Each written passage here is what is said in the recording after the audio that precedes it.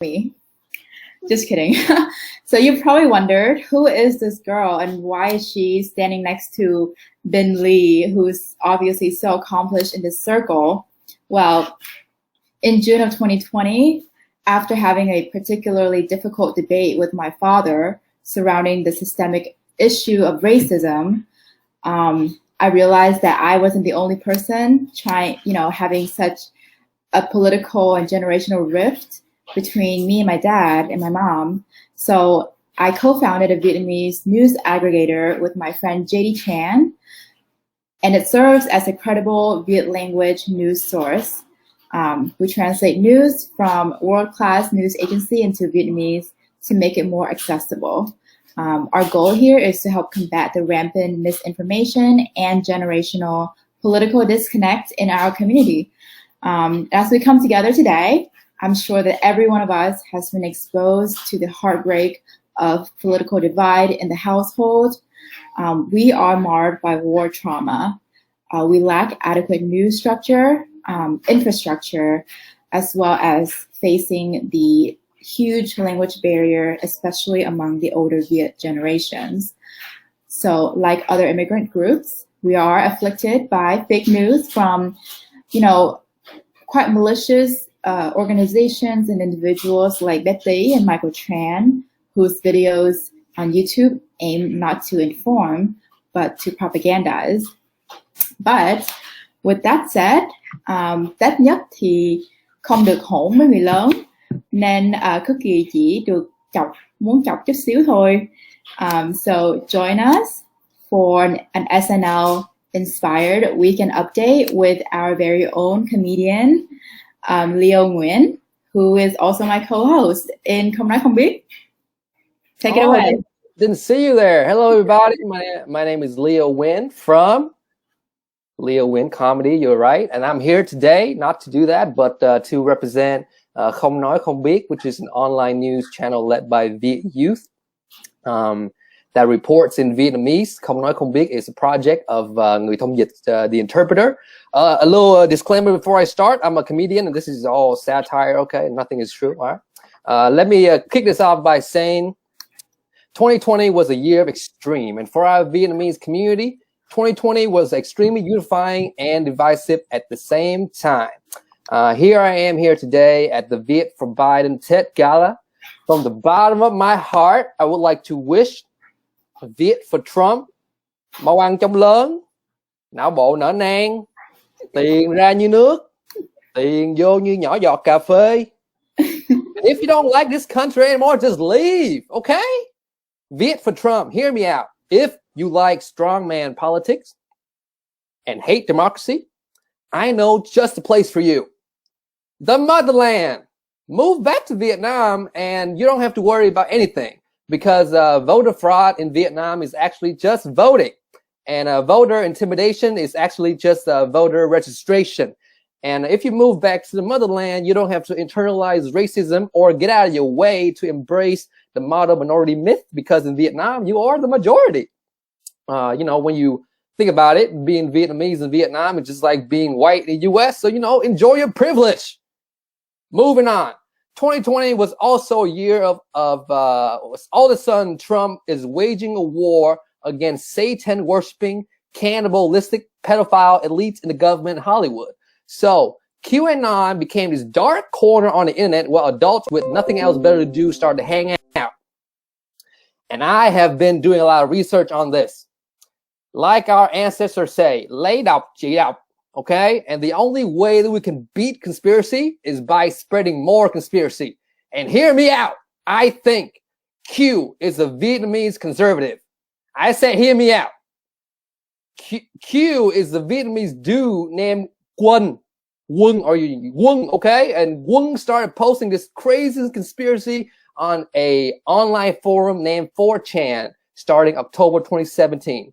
And if you know anything about 4chan, it's a forum board like Reddit with a heavy focus on anime, manga, otaku culture, video games, and adults cartoon. This got a Vietnamese dude named Quân written all over it. And to Quân, I say, cái quần què, you are destroying our country, man. Stop it. Speaking of destroying our country, on October 15, 2020, during the second day of early voting in Fairfax, Virginia, a group of Trump supporters waved MAGA flag and chanted, "4 năm nữa, 4 năm nữa," as voters trying to enter the polling location. And at one point, they form a line at the entrance so that the voter have to get around the site to even vote. Oh, since it's Northern Virginia, you bet there's some Vietnamese people there. They are my neighbors.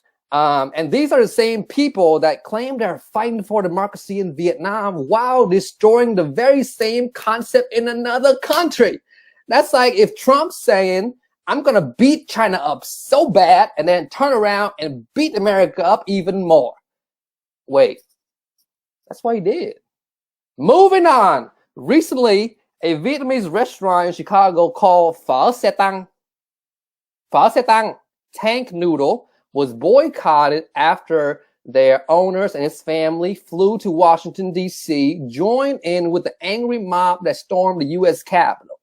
I mean, who would even think the owner of Phở Xe Tăng would be some crazy dude who glorify violence? What? The owner of Phở Xe Tăng? He's a real peaceful dude with a real peaceful name restaurant. What could possibly be the red flag here? Oh, and you know why? You know why people found out that they were in the Capitol on that day? Because the owner, Mr. Thức, his wife, Miss Thu, and their son, Mr. Thiên, took selfies and posted them on Facebook. Không có cái ngu nào như cái ngu này hết. And I don't even know why this family is selling phở, man. Their name is Thức, Thiên, Thu. That is 3 T's. 3 chữ T. 3 T. They should have sold bánh mì instead. That should have been so on brand.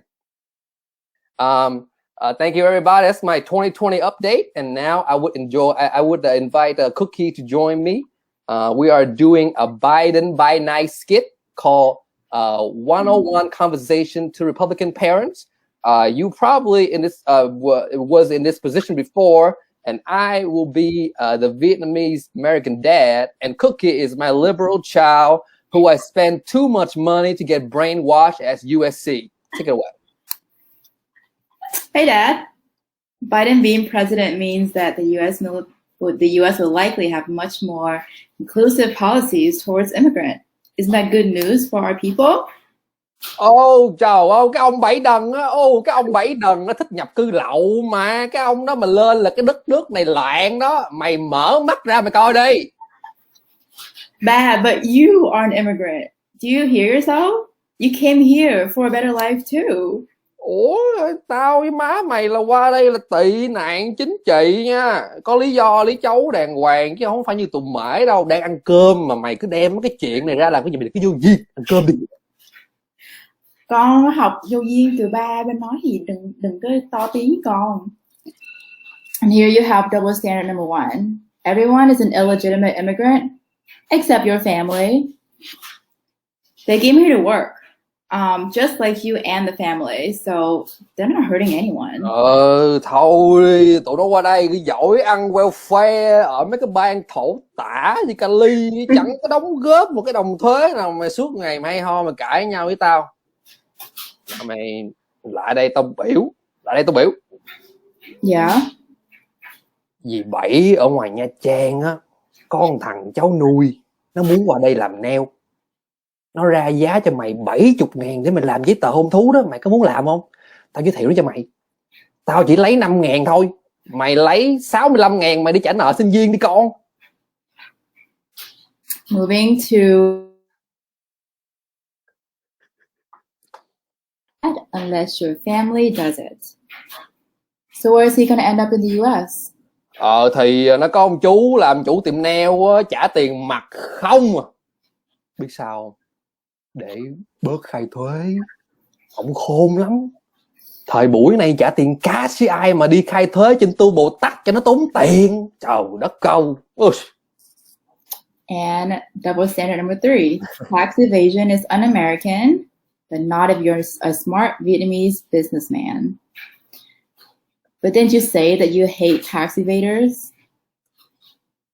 Ổng đang hưởng food stamp á, bên Westminster nên dư dả tí, chắc cho nó qua bển xin benefit trước, rồi xong rồi mình tính sao. Ok, mày thích không, mày nghĩ sao? Thank you, Leo. Illegal immigrants are bad because they eat up welfare, but not us though. Never us. Because Never us. we're the only people suffering. And that, everyone, is your everyday conversation with your Vietnamese Republican dad.